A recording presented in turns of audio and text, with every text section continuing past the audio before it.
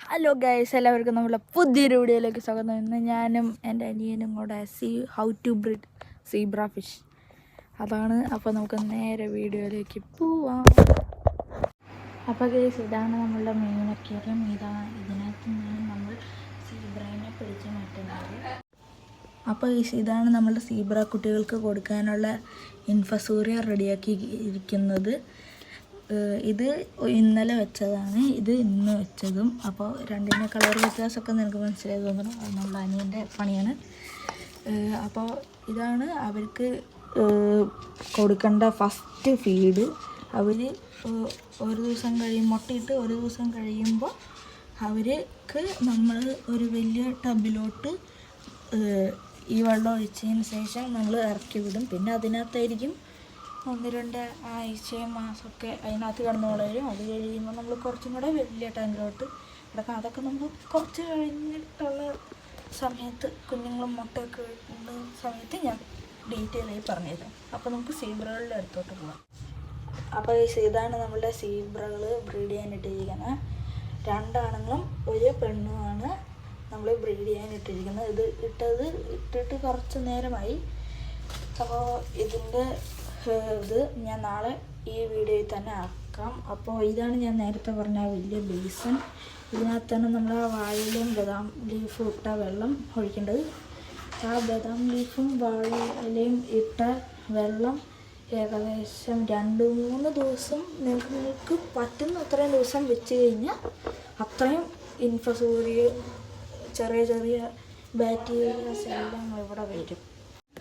അപ്പോൾ അങ്ങനെയാണ് നമ്മളുടെ സീബ്ര കുട്ടികൾക്ക് ഫുഡ് ഉണ്ടാവുന്നത്. അപ്പോൾ ഞാൻ ബാക്കിയുള്ള ക്ലിപ്സ് എല്ലാം ഈ വീഡിയോയിൽ ആഡ് ചെയ്യാം. സീബ്ര ബേബി ഒന്ന് അടങ്ങി നിൽക്കാത്തതുകൊണ്ട് ചെറിയൊരു ക്ലാരിറ്റി പ്രശ്നമൊക്കെ ഉണ്ടാവും. എന്താണ്ട് ഇത് ഏത് കളറിൻ്റെയാണെന്ന് അറിയില്ല. ബാക്കി ഗ്രീൻ സീബ്രേനെ ഞാൻ കാണിച്ചു തരാം. ഗ്രീൻ സീബ്രേൻ്റെ കളർ ചെറിയ ബേബീസാണ് ഇതെല്ലാം. ഇതിനകത്ത് കുറച്ച് പേരുണ്ട്, ബാക്കിയുള്ളവരെ ഞാൻ കാണിച്ചു തരാം. അപ്പോൾ ഗൈസ്, ഇതാണ് നമ്മളുടെ ഗ്രോ ചെയ്യാൻ വേണ്ടിയിട്ട് ടാങ്ക്. നമ്മൾ ഒരു 10-20 ദിവസം ഇത് ഇൻഫസോറിയ ഫീഡ് ചെയ്തതിന് ശേഷം കുറച്ച് ദിവസം കഴിയുമ്പോൾ ഞാൻ ഈ ടാങ്കിലോട്ടിട്ടു. ഈ ടാങ്കിലിട്ടിട്ടാണ് കുറച്ച് ഗ്രോത്ത് കൂടിയവരെ ഞാൻ അക്വേറിയത്തിൽ കാണിച്ചു തന്നത്. അപ്പോൾ ഇതിനകത്തും ഉണ്ട് ഇഷ്ടം പോലെ എണ്ണം. ഇതിനകത്ത് കാണാൻ കുറച്ച് ഇതുണ്ട്. അപ്പോൾ ഒരാളെ തോണി നടക്കുന്നുണ്ട്. ഇവിടെ കുറച്ച് പേരൊക്കെ ഉണ്ട്. ഇതുണ്ട്.